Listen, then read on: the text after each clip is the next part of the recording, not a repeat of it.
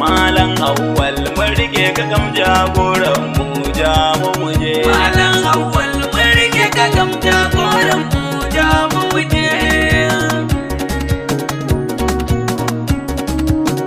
Farko na sa Ubangiji makakin rushi na, dan jalidi wala fila makaki Allah na. Na roƙe ka rabbana ka kara mun kauna, kaunar manzo ya ce muna neman Awwal ja mu muje. Malam Awwal mun rike ka kam jagoran mu ja mu muje. Ya Allah rabbana ka kara yi wa manzo, alayensa da duk sahabutu sun so barzo, sannan a sako da Fatima ta zo gagun manzo.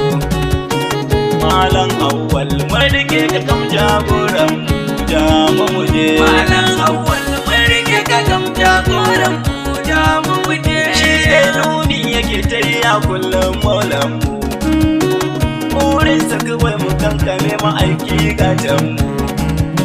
Yanzu mun gane ba kamar rasulun ma'aikinmu, kogun Allah ba kamar rasulun ma'aikinmu ja mu muje. Malam Awwal mun rike ka kam jagoran mu ja mu muje. Allah ya mara baiwar da babu misalinta, ba girman kai babu ji da kai shi na furta, koyi ba yake da taba gatan annabta.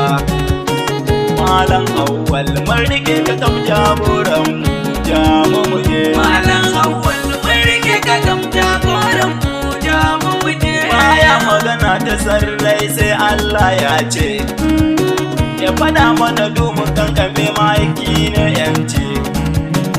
In na yolo shi ne yake yi mun caji.